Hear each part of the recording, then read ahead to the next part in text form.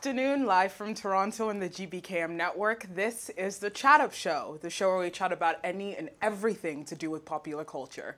I'm your host, Elizabeth Eloidy, and I hope that you are ready to chat it up with me today. Now, as always, you can keep up with the GBKM network in various ways. You can listen live 24/7 at www.gbkm.fm. You can watch live, like, share, comment, subscribe, all of that fun stuff on Facebook and YouTube at GBKM TV. You can follow us on Insta at GBKM FM and Twitter at GBKM_FM. And a thank you to our official Chat Up Show sponsors, Coded Signature, that's coded with a K. They provide you with all of your Afrocentric apparel and accessories, giving you a little bit of African, Nigerian specifically history as well. For example, we have this great Queen Idia hat, the great queen of the Benin Kingdom. As well, one of the things that are available on codedsignature.com. Again, that's coded with a K, codedsignature.com. So you can check it out if you want to go see some really cool Afrocentric apparel and accessories. And just to sweeten the deal a little bit more, you can get 10% off at checkout using the code GBKM. Again, that's 10% at checkout using the code GBKM. So check out Coded Signature again at codedsignature.com. or on Facebook and Instagram at Coded Signature, and that's coded with a K. Now, it's another week of the pandemic, another week that we're all just trying to figure it out, another week that we're kind of rolling with the punches, another week of news that is taking over the news cycle. But for many of us, especially here in Canada, we are still trying to figure out how to slowly dive into the holiday season, though it's going to look a little different than we are normally used to. And we're kicking it off this weekend with Thanksgiving. Now, we've already given you CDC's advice and Delish.com's advice on how to host a safe and wonderful Thanksgiving feast or weekend feast, whatever you want to celebrate the weekend and Thanksgiving and giving thanks, celebrating with your family. We've already done that, but I'm here to give you an update on what our Ontario government specifically says, since, you know, that is GBKM's home in Toronto. And since Toronto is one of the most impacted cities in the province, I think it's important we still remember that we are in the middle of a pandemic. And though we are a little bit confused as to what we should be doing, here is some advice that you could, you know, take with hindsight, of course, from our premier, which some folks said was a little bit of a confusing advice because they weren't really sure if we still have our 10 people social circles or if we should only stick within our household. Now, the premier said in a briefing that Thanksgiving is going to make or break it. Just please hang in there.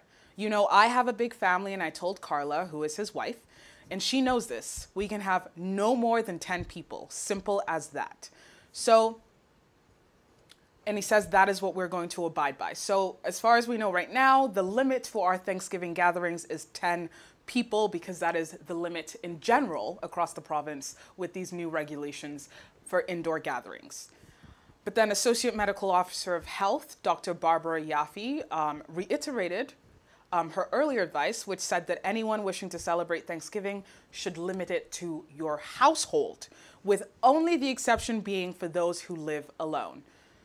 She said that while provincial laws permit up to 10 people to gather indoors in private residences, that does not mean you should go to 10, quote unquote. She then continued and said that we are hoping people will stay with their household, and that is the best thing to do this year for Thanksgiving. Then our premier tweeted that this year Ontarians should celebrate Thanksgiving with members of their household only. I just spoke with my wife, Carla, and we'll follow the same advice as we stick to our immediate household for Thanksgiving dinner. I know it's tough. We need to stop the spread of COVID-19. So if you're still a little confused by the health officials' advice and our premier's advice, I would say, A, go with what makes you feel comfortable, but also still keeping within the regulations. So if you have some family who you do really want to come to visit you for Thanksgiving and you've interacted with them on some sort of a regular basis and they're not necessarily in your household, there are still risks there, but they're not saying that you 100% can't do that. However, they are advising that we stick to those who are within our household. So it's looking like a small Thanksgiving for those within your household. If you live alone, that might mean your plants are going to be your guests for Thanksgiving this year. Or if you feel comfortable going to some friends or family members who are within your social circle. But just remember that the limit, regardless, is 10 people. It doesn't mean that by fire, by force, you have to have 10 people come over for Thanksgiving, for those who don't like cooking for a big crowd. But just remember that those are your guidelines. So that's just a quick update on what's going on, especially as Thanksgiving weekend is this weekend for those of us that are celebrating. It's going to look a little different, but just know that we are all trying to err on the side of caution as we are continuing to try to stop the spread of COVID-19. In Toronto, we know that it's getting even worse, but we know now that we need to stick with the necessary precautions. No more than 10 people. If possible, stick with those in your household only. And that's, I guess, what we'll go on from now. Now, in some other pop culture news, Rihanna, the singer's lingerie line, Savage by Fenty, recently had their second annual fashion show that is a big deal, you know, kind of takes over for a little bit, takes over Prime for a while because that's the exclusive, you know, broadcasting platform, if you will. But this year, there was a little bit of conflict, controversy with the fashion show and some of the musical choicing and the accessories that were used. Now, a lot of people saw the fashion show and noticed images of the use of headscarves as an accessory with the lingerie. And though Rihanna was praised for expanding her Savage by Fenty line to include more men's wear, yes, men, you too can sport some Savage lingerie for men, of course, but a lot of people were upset by the fact that a headscarf looking accessory was used with lingerie. And on top of that, majority of the Muslim community also felt that the choice of a song used during the show was very blasphemous and disrespectful to the religion, as it featured some verses from the Quran. Now, of course, this took social media by storm, and it started up again a conversation on cultural appropriation versus appreciation when it starts to, you know, cross the line over to disrespect and distasteful, if you will.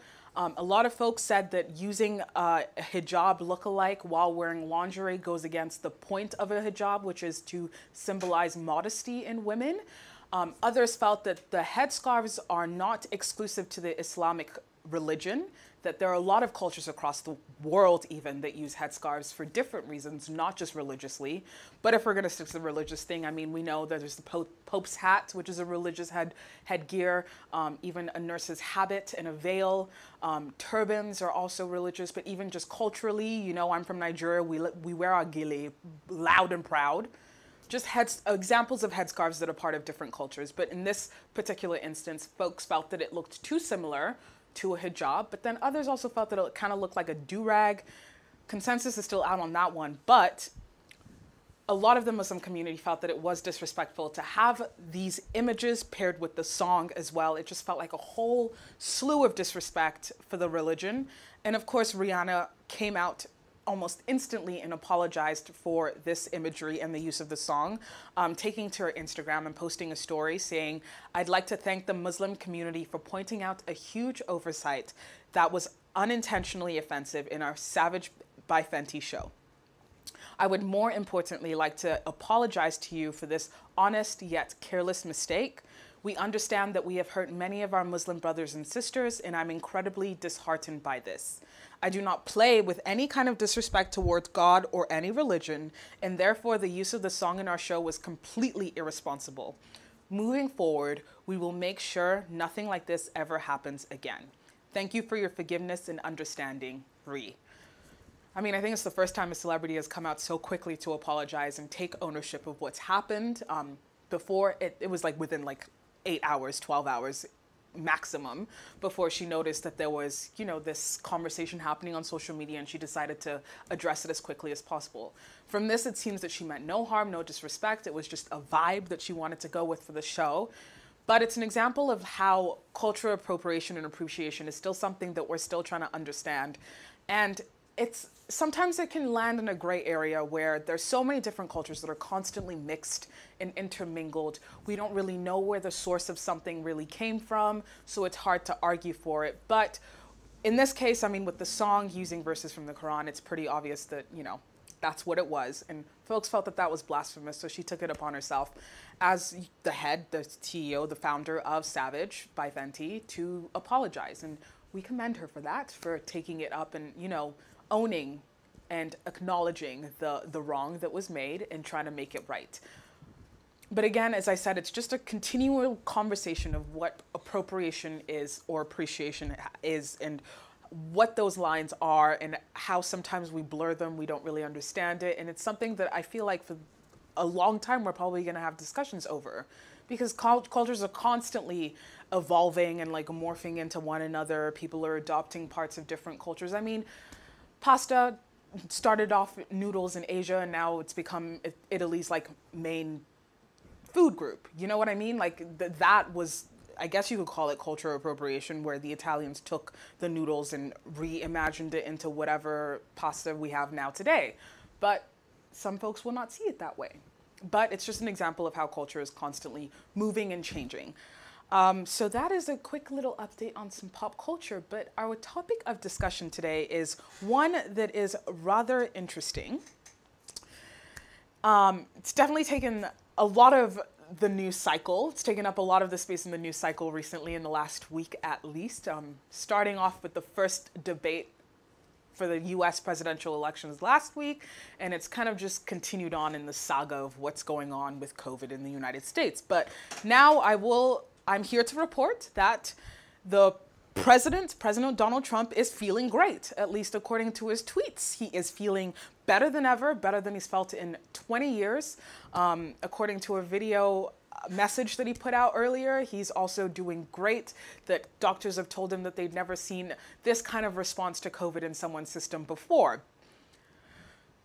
So I'm going to kind of give you guys a play-by-play, essentially, of how we, or the White House, if you will, ended up where it is now. So the news of Donald Trump's positive COVID results came after the first round of debates for the current U.S. elections, where President Trump struggled to clearly denounce white supremacy, telling the Proud Boys to essentially stand by and stand back.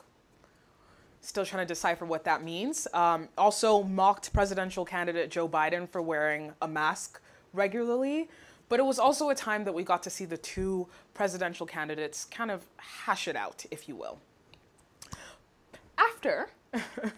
During the debate footage, actually, it showed none of President Trump's family were wearing a mask in the venue that the debate was held. It showed also that when First Lady Melania Trump came to greet President Trump on stage after the debate, she also was not wearing a mask. Now, I'm saying all of this because it is supposedly reported that they may have been exposed to the virus before the debate, which meant that them not wearing a mask during the debate or during their time in the venue with other people inside an enclosed area could have also exposed them to said virus. Now, Wednesday, we learned that former communications director, now became aide to senior advisor Jared Kushner, Hope Hicks, tested positive for COVID-19. Only for us to then also learn that she had been exhibiting symptoms before testing positive. Again, Hicks was not known to be a regular mask wearer while performing her duties as well. By Thursday night / early Friday morning, we learned that the president and first lady had also tested positive for the virus from a simple tweet that read, "Tonight, FLOTUS and I tested positive for COVID-19. We will begin our quarantine and recovery process immediately. We will get through this together." Now, this is a tweet that President Trump put out early, just before 1 a.m. on Friday morning. Then he was later admitted to Walter Reed Medical Center on Saturday, only to be released on Monday evening, following another tweet update from the POTUS, which read, "I will be leaving the great Walter Reed Medical Center today at 6:30 p.m. Feeling really good. Don't be afraid of COVID. Don't let it dominate your life. We have developed under the Trump administration some really great drugs and knowledge. I feel better than I did 20 years ago. Now, anyone reading this tweet would be like, okay, this is positive. He's feeling great. He's not going to let, this virus take him down. He's going to still be the same vivacious president as we've been seeing him be all this time. However, at the same time, if you read it in another way, reading it, don't be afraid of COVID, don't let it dominate your life, may seem a little irresponsible, especially coming from a leader of a country trying to ensure everyone is staying safe during a pandemic. But we're going to give the benefit of the doubt that this was just a way to, rally and show his constituents, his citizens, if you will, that all is well, he's still here to continue serving his people. Now, of course, some folks were skeptical about how much better he really could be feeling so soon after his positive testing. But to show it to you, all POTUS decided to do was make his first appearance on his White House balcony. It's perfect for social distancing, because people were far away. So he didn't necessarily need to wear a mask, which he promptly removed his mask and put it in his pocket. Fair. He had some space. He was the only one on his balcony in this video footage. We could argue that that is safe distance to maintain, especially since he is still in the infectious stage and he very much has a virus in his system. Now, many doctors had put in their 2 cents about his diagnosis and about the image of POTUS on the balcony, as they say he was, quote unquote, laboring to breathe. Now, Dr. Ilan Schwartz, who is associate president at the University of Alberta Department of Infectious Diseases, tweeted in response to the video saying, "This is a textbook example of increased work of breathing. In addition to using normal respiratory muscles, the diaphragm and those between the ribs that expand the chest cavity, accessory muscles in his neck are kicking in to help draw a breath." Also describing his pursed lips as a coping mechanism for a person trying to keep their airway open. Now, Trump, however, was able to give a remote address to his citizens from the White House about how he was feeling and how he's learned about the virus and what he's really feeling and how his body is doing. Now, we're going to take a quick second to just watch this address really quickly before we dive into this conversation about what he said. So check it out. I just left Walter Reed Medical Center, and it's really something very special. The doctors, the nurses, the first responders, and I learned so much about coronavirus. And one thing that's for certain, don't let it dominate you. Don't be afraid of it. You're going to beat it. We have the best medical equipment. We have the best medicines, all developed recently. And you're going to beat it. I didn't feel so good. And 2 days ago, I could have left 2 days ago. 2 days ago, I felt great, like better than I have in a long time. I said just recently, better than 20 years ago. Don't let it dominate. Don't let it take over your lives. Don't let that happen. We have the greatest country in the world. We're going back to work. We're going to be out front. As your leader, I had to do that. I knew there's danger to it, but I had to do it. I stood out front. I led. Nobody that's a leader would not do what I did. And I know there's a risk, there's a danger, but that's okay. And now I'm better, and maybe I'm immune. I don't know. But don't let it dominate your lives. Get out there. Be careful. We have the best medicines in the world, and it all happened very shortly, and they're all getting approved, and the vaccines are coming momentarily. Thank you very much. And Walter Reed, what a group of people. Thank you very much. So this is what President Trump had to say upon his return to the White House following his time at Walter Reed Medical Center this past weekend. Now, it's good that he recognizes the risks of reopening the economy, reopening businesses in the height of the pandemic. Glad that he recognizes it because it is a risk at the end of the day. We still don't fully have a grasp and understanding of what COVID is like. We're still trying to understand the transmission cycle. I mean, there's new reports coming out every single day. I mean, the CDC recently reported that there might be a chance that it is, in fact, airborne and can be transmitted through air. We're not sure about it. There's still so much uncertainty. There's still so much we don't know. But of course, he is the president. He does have to address his people. He does have to still, give a sense of hope, give a sense of peace, let them know that he's doing okay, that he's still there to serve.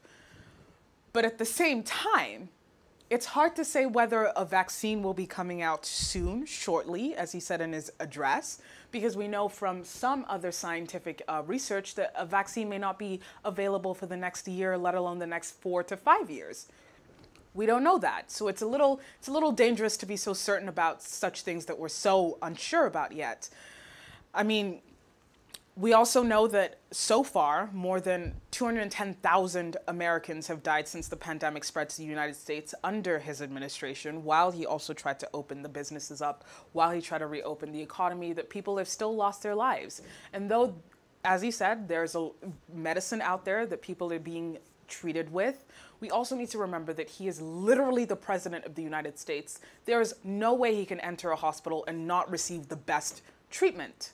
There's no way. He's the leader of the country. There's no way he can enter the hospital or be admitted to the hospital or just be left at home, in fact, for however many days to just wait and wait. They're going to try and do the best they can to ensure that he is in the best shape and best health possible to continue serving the country until his term ends.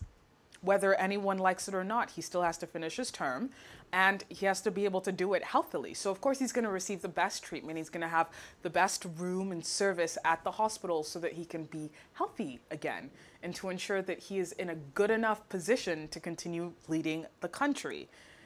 Now, that aside, we also know that the virus is also making its way around the White House. I mean, First Lady also tested positive. We know, of course, Hope Hicks tested positive. We also know that the press secretary has now also been revealed to have tested positive for the virus. We also know that many of those people had actually attended a celebratory and, shall we note, maskless party for Trump's Supreme Court nominee Amy Coney Barrett last week, though it is unclear as to when people were exposed to the virus and were able to catch it, but it's, one can deduce that at some point in time, within the time frame, that it may have happened at least within the last 2 weeks, at least, for them to be able to test positive and still show some symptoms as well. Housekeepers have also tested positive for COVID-19 within the White House, and it's being reported that mask use is still somewhat optional in the White House. So not everyone is required to wear a mask, though there are quite a number of people who have already tested positive within the White House. Now, for those hearing POTUS's message and feeling hopeful, that's great. It's important to still keep hope alive and still remain hopeful, because that's really kind of what gives us the energy to keep going these days, is that we have hope that somehow, some way this pandemic will end. But again, I want to reiterate that it's also important to remember that we, as regular citizens who may be watching, should not forget that this is also a president who is receiving the best care possible, and that is maybe not available to every average citizen. So what we need to do to ensure that we're staying safe is remember that that is happening. Yes, that it's good that he's feeling better. It's feeling better than he's felt in 20 years.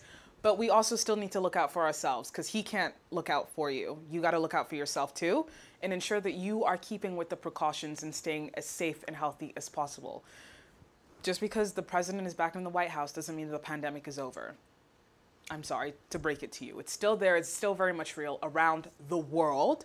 So whether you're thinking of traveling currently or whatever reason, or you are watching from somewhere else in the world and thinking, oh, that's the United States. Yes, there are still cases happening around the world. This isn't just, exclusive to the United States that we're seeing this number of deaths. I mean, we're still seeing issues in Brazil, in India, in the UK as well. Cases continue to rise.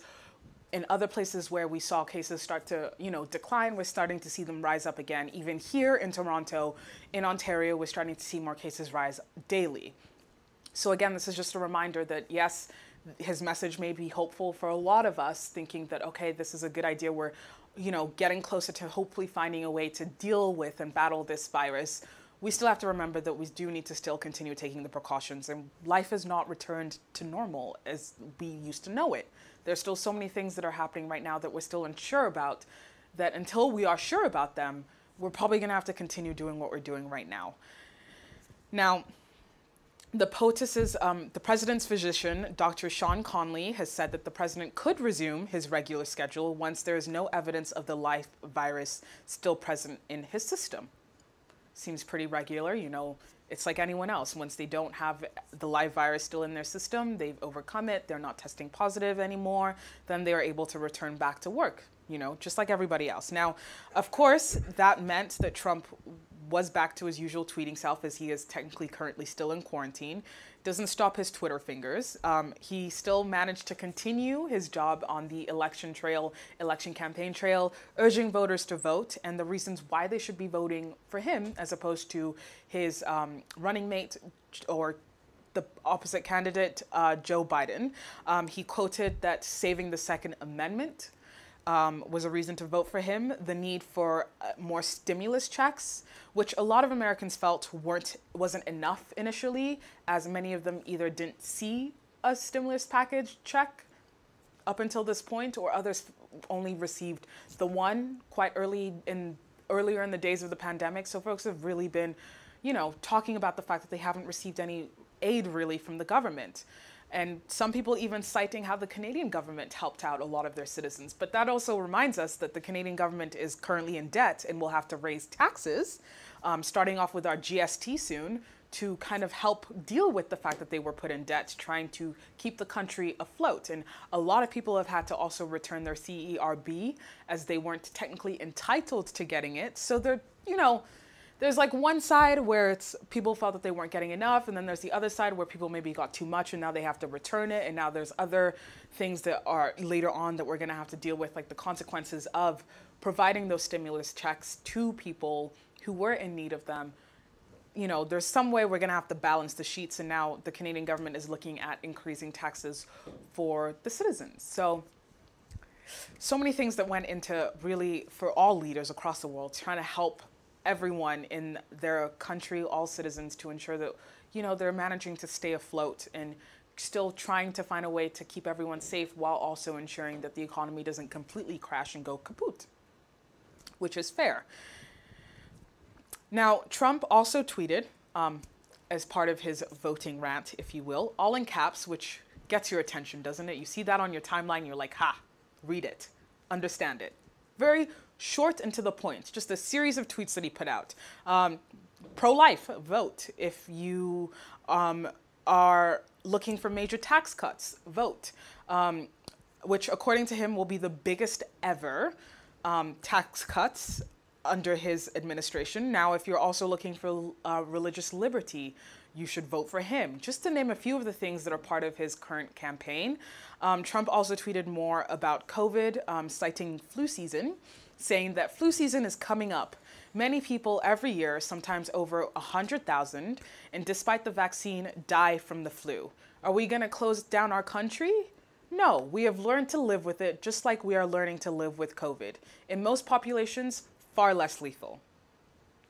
Now, for some of you who are reading that tweet, may read it as him saying, the flu and COVID are pretty much on the same realm, so why are we treating it differently? Why are we locking things down? Why are we treating this pandemic differently than we would treat a flu season? And that's how a lot of people read it. And so Twitter, in fact, flagged that tweet for violating rules about spreading misleading and potentially harmful information related to COVID-19, that the flu and COVID-19 and the virus really don't have anything in common, that they're quite different and they attack the body differently. They have sometimes different symptoms, though they can be similar. They have also different, you know, consequences or side effects as well. As we know, and we're learning that there are people who may have gotten over the virus are still dealing with some respiratory issues, dealing with issues within their lungs after, you know, getting over the virus. But others may also read that tweet as another message of hope, telling his people that do not let fear rule you, that you cannot live your life in fear. If we continue to live our life in fear, we won't ever get anything done. Would we have lived this way during flu season? No, we're usually up and about, celebrating the holidays, enjoying people's company, hugging and kissing and spending time with one another. So why are we treating COVID anything differently? We have to continue as life goes on. So we too must go on. Again, it's still a little dicey just considering how many people are really impacted by this virus, how many people have lost their lives to this virus, not just in America, but across the world. We have passed over 1 million deaths due to the COVID virus in the world. And reports are showing that at least 10% of the world's population have had to deal with or have been impacted with the virus firsthand. So those aren't small numbers. I mean, 10% of 7.5 billion is a lot still. So I say all this to say, essentially, is yes, it's important to be hopeful about the future. It's important to remember that there is life to live. However, we also need to be smart about how we're living it, because we can't just keep going back to how we were before, completely ignoring the fact that there's a very real virus and very real pandemic happening that's affecting so many people across the world. And with that, we're going to take a quick break. We're going to get a message from our sponsor, so stay tuned.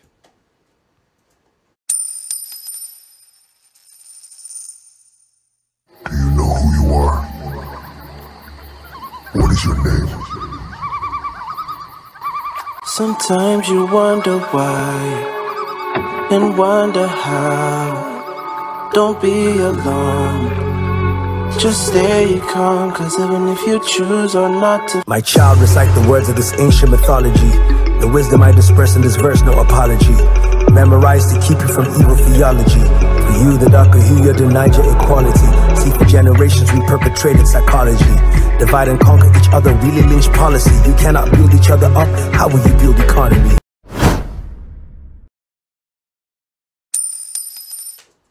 Hello and welcome back to the Chat Up Show. I'm your host, Elizabeth Lloydie, and today we are discussing when POTUS has COVID. Now, before we did show a video of his first, I guess, virtual address to his people since he's been home Monday evening from the Walter Reed Center. He's also been on a tweeting spree talking about, of course, the campaign, also talking about COVID. And from his tweets, it almost seems as if he knows something we do not know. I mean, in his address, he was able to mention the fact that he had there was a lot of medicines that are being discovered that are helping fight COVID. During his address, he mentioned how that there's hopefully a new vaccine that's coming out. And he also mentioned how he'd learned so much more information about this virus, having or currently dealing with it right now. Now, we do wonder if he will be able to continue on with, you know, the program for the debates and for the election series this year.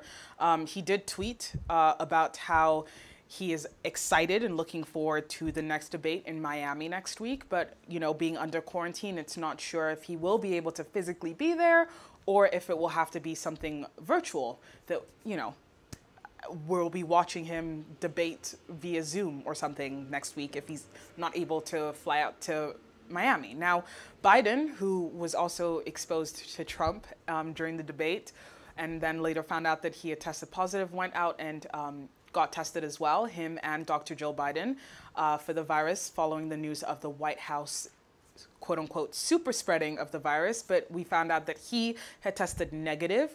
He tweeted, "I'm happy to report that Jill and I have tested negative for COVID. Thank you to everyone for your messages of concern. I hope this serves as a reminder. Wear a mask, keep social distance, and wash your hands."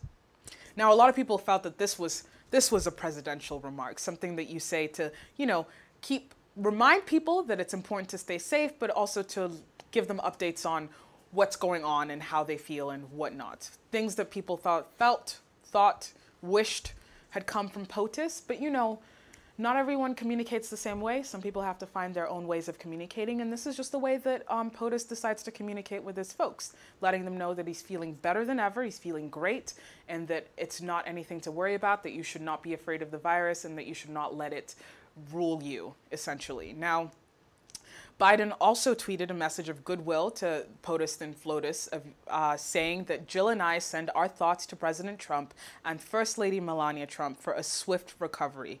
We will continue to pray for the health and safety of the president and his family. Now, a lot of people have had a lot to say during this time. Some of them not so nice. You know, we've seen a lot of memes be created essentially joking about the fact that President Trump has tested positive for COVID-19, which a lot of people didn't feel was a joking matter, as this is a very serious, very real virus that a lot of people have lost their lives to. As we know, globally, it's over 1 million now. In the United States, it's over 200,000 now. So some folks felt that the jokes were in poor taste, and if you had nothing nice to say, as the adage goes, say nothing at all. Essentially, keep quiet if you're not going to send any good messages of hope or goodwill, or to let them know that you hope for a speedy recovery. Now, of course, we're all hoping that everyone who is impacted by this virus does have a speedy and very good recovery and comes out on the other side stronger than ever, POTUS included, First Lady of the United States included, everyone that's impacted and has been infected or contracted the virus in any way. We're all hoping that they have a quick delivery.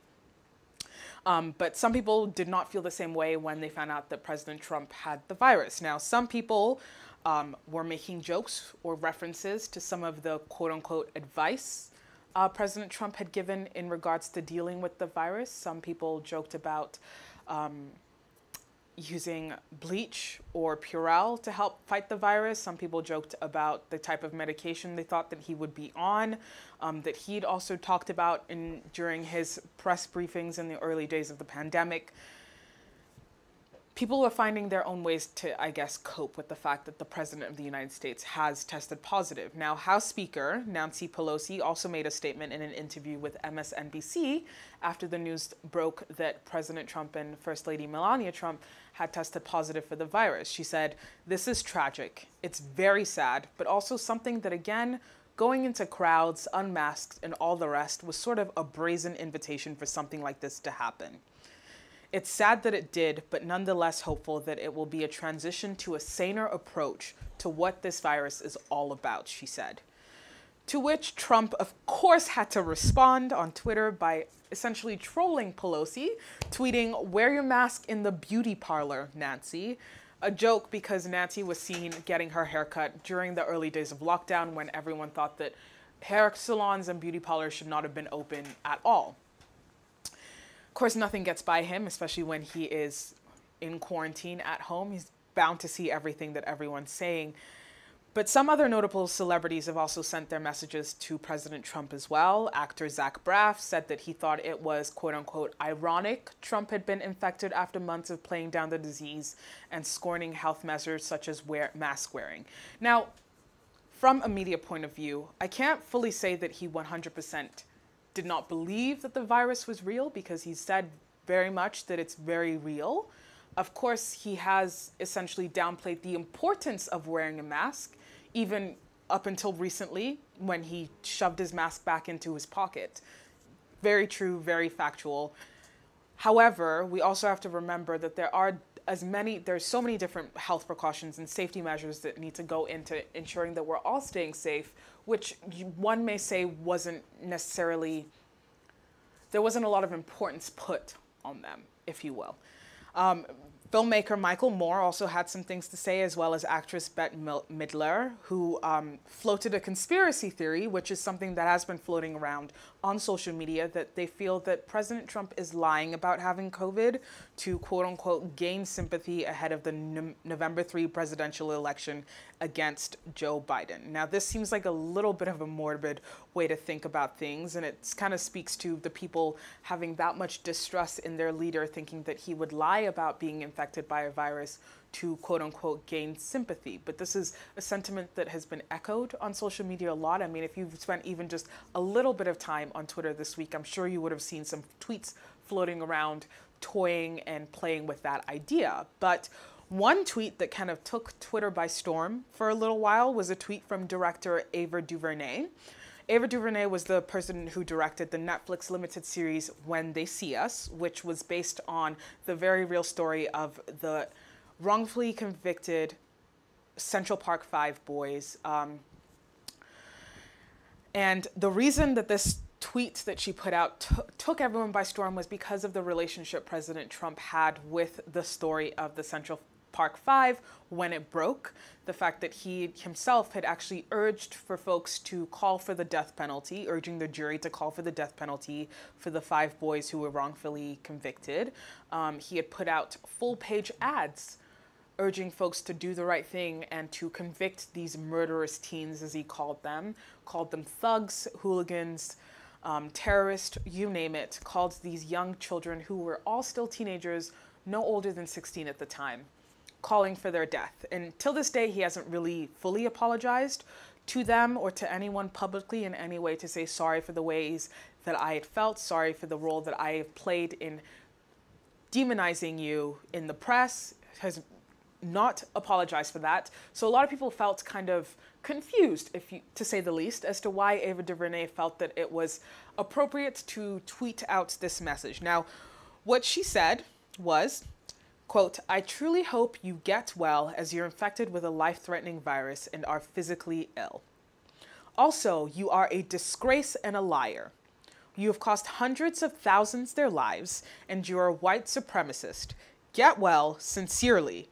And after that, we're going to vote you out." Now, some may say that these are pretty strong words to voice to the president of your country. Others felt that why was she being so nice in the beginning to begin with?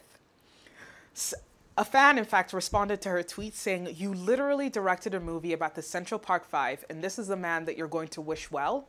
This racist who took out a full-page ads to demonize them, the same man who called for their deaths, are you insane?" Which DuVernay responded, "I don't wish death on anyone. I was raised better. So if that makes me insane, then I guess I am." I mean, it was mixed feelings about this Twitter interaction. Some felt that it wasn't necessary for Ava DuVernay to even tweet anything out at all, whether it was support or to tell him that he was a racist white supremacist, as she did. Felt that it was not necessary, that there was no need to say anything at all. Others felt that there was no need to wish him well, that all that's happening to him is just part of, I guess, karma, and what goes around comes around, and the energy that he puts out is what is coming back to him.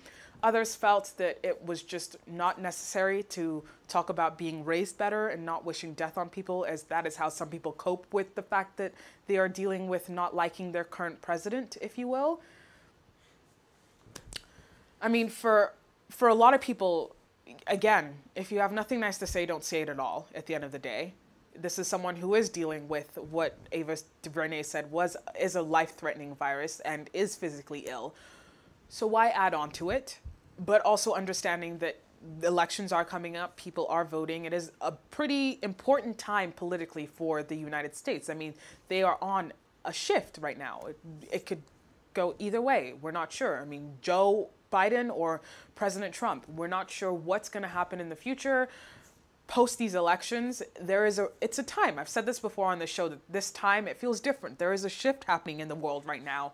In the world, how we relate to politics, especially how we relate to the U.S. political climate currently, how we're relating to social justice, how we're relating to judicial justice, if you will, how we're just relating to all of these things that have been happening for so long, but now we're starting to see them happen in real time thanks to social media and technology, and a lot more people are able to join in the conversations. It doesn't feel as far away or removed from everyone because it's right there happening. I mean, we're seeing him tweet in real time. We are seeing his very real thoughts and feelings about things in real time. And it's hard to get rid of those because, as you know, once on the internet, it's on the internet forever, you know, screenshots, all of that. So it's not that he can really run away and hide from the things that he said before. And of course, people will continue to bring that up any chance they get. I mean, we're seeing it now that people are bringing up things he said at the beginning of the pandemic back to him about how he's dealing with his new positive test for COVID-19. We're seeing it in how people relate to him as well, as he is, again, dealing with this very real virus. A lot of people have a lot of opinions on how he has led the country, how he continues to lead the country, how he will potentially lead the country in the future if he were reelected.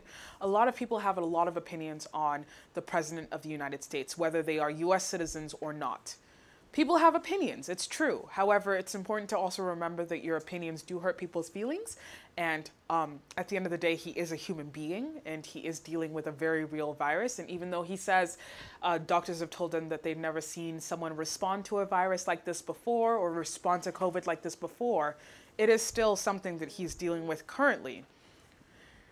Now, some folks will say that this is a time that you show compassion since he is a human being and he is dealing with a virus and it is very real and is life-threatening and so many people have lost their lives. So why would you wish that upon someone else? But other people have said, well, it is what it is, because he hasn't really shown that he has some people's back. So they feel that why should they have his back right now, currently, while he's dealing with this? There's so many sentiments around when POTUS gets COVID. So a lot of people feel that, you know, well, it is what it is, especially when you don't regularly wear a mask. You haven't regularly been keeping up with, you know, social distancing and whatnot. You haven't enforced mask wearing within the White House currently. So you play with fire, you get burned at the end of the day. But then at the same time, we also need to remember that, you know, this is literally the leader of the country that is sick right now. So just so many things to think about while you are, you know, forming your own opinion about what is happening right now with POTUS, how he is dealing with the pandemic, how he's dealing with his own COVID diagnosis. So much going on. And like Bette Midler felt or feel, there are still some people who feel that this is a publicity stunt, that he is doing this to gain sympathy, if you will, for people to feel sorry for him and realize that he is human at the end of the day and he can get sick and he can have a virus. Therefore, maybe we should go easier on him during this election period. There's just so many claims and opinions going around right now that a lot of people may not know what to think, and it might also impact the polls. You never know.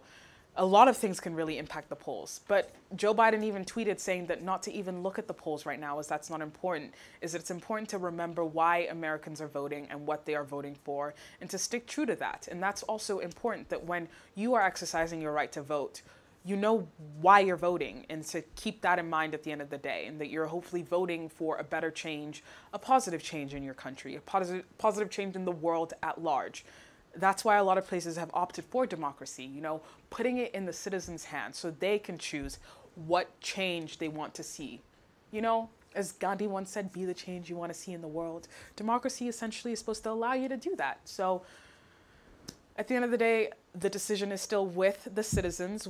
They believe whatever they want to believe. You know, there are different facts and figures out there that you can take in, you can appreciate. But at the end of the day, right now, what we know to be true is that, according to doctors, President Trump does have COVID in his system, though, according to his doctors, he is no longer showing any symptoms.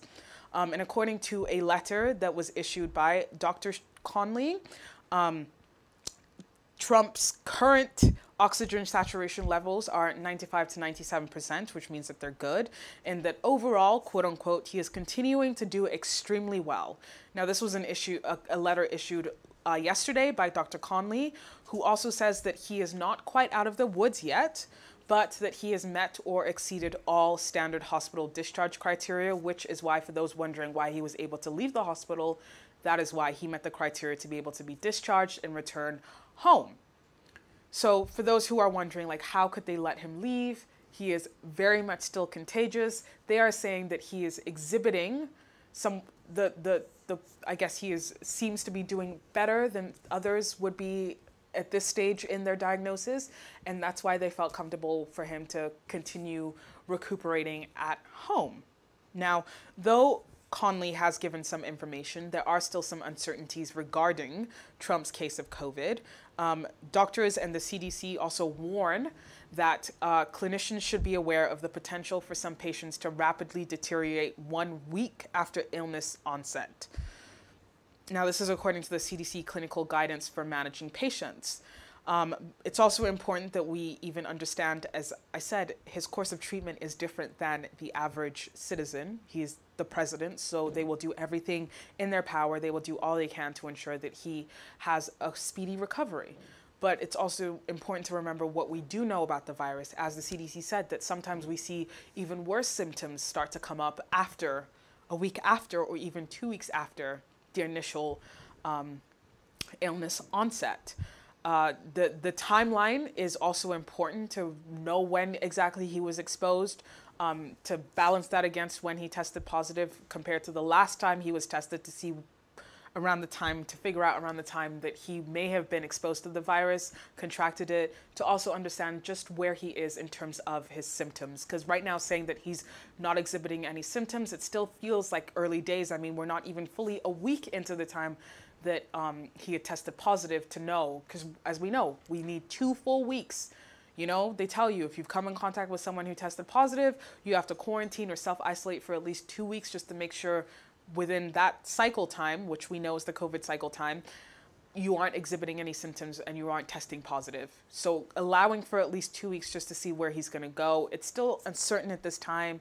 Of course, we're not going to know all the information because they won't want to give that all out. I mean, who wants to like show off their weaknesses at this point? Essentially, if you want to call it that, quote unquote, weakness or illness.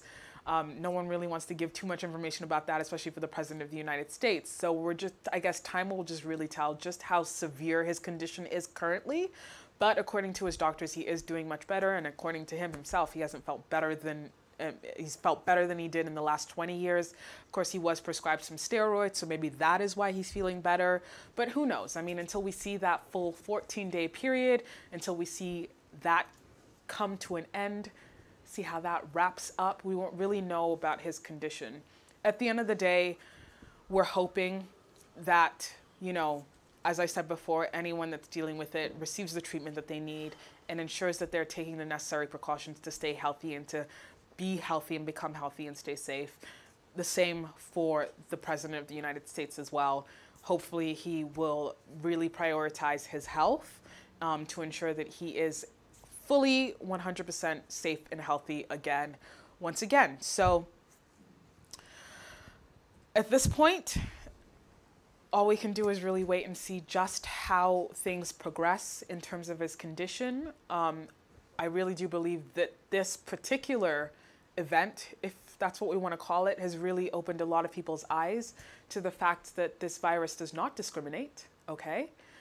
Just because you are the leader of the quote-unquote free world does not mean that a virus will not impact you in some way. And so for the rest of us who feel that we are invincible, and that's, I'm looking at us millennials, yes, because for us, we seem to have thought that the virus only affects those in the older ages, you know, the boomer category and up, if you will. But we're starting to learn now, especially in Toronto, knowing that a lot of people who are in the millennial under 40 age range are the ones who are starting to see, we're starting to see the spikes in cases, daily cases. We're starting to see more cases prop up. Of course, that's because we are testing a lot more in this province, especially, which was the goal of the province all along, to take more tests, to give more tests out just to see where we're at. And maybe that's why we're starting to see more spikes, is that more people are getting tested.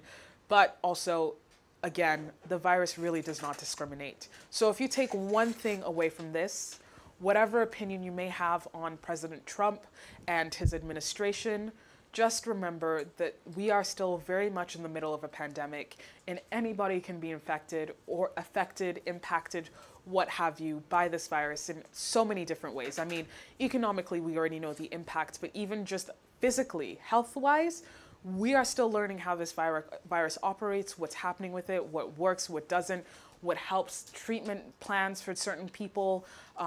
If we're going to see a vaccine soon, we're still so unsure. There's still so much uncertainty. We're not sure. So it feels a little arrogant for us to presume that because the cases are lower or we seem to see them reduced, that all of a sudden the virus has disappeared. That is not the case, as we saw in Ontario and as we're living it through now. We did start to see a decline, but now we're starting to see an increase again. So that's just a reminder that really just keep doing what you're doing. Keep making sure that we are staying safe and healthy and taking the necessary precautions. I mean, we don't know what it's going to look like a year from now, a few months from now. We're still, as I said, we're still figuring it out. We're still going day by day trying to figure out how we can continue living life as much as we can without also putting ourselves in the risk of getting the virus or contracting the virus or continuing to see cases rise. We don't want to see that, y'all. So please, please, as you go into your weekend, your long weekend, as we go into the holiday season, just remember this, please, that we are still very much in the middle of a pandemic, and we're still unsure as to where we're going to go. Now, just back to a little bit more that we know about the virus from folks who have dealt with it. UK Prime Minister Boris Johnson had tested positive for COVID-19 in April, as we remember, and it was after 10 days of testing positive that his symptoms got worse, and he was taken to intensive care and taken care of by the NHS. So we're not really, as I said, we're still waiting to see just how President Trump's condition continues to go, just using this as precedent that we've seen in the past, and since, you know, a country leader as well, Boris Johnson, Prime Minister Boris Johnson. So just knowing that after 10 days was when he started to see some of his symptoms worsen, and it wasn't reported until about June that they felt that Prime Minister Johnson was finally back to his old self. So it took a good 2 to 3 months for him to finally, you know, get back into the groove of things, get back to his old routine, get back to feeling less fatigued, looking less fatigued, seeming like he was under the weather. So just from that alone, it seems that even after the virus has left your body, there might be some side effects that you're dealing with. You might still be feeling sick and under the weather. So you don't want to take the chances, is what I'm trying to say.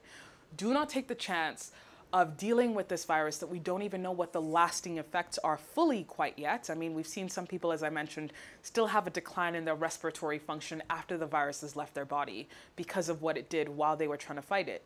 So because there's still so much uncertainty, don't be wild and have fun just for the sake of having fun in the one moment and risking it all, essentially, just for one moment of fun or pleasure or living life like we used to know it before.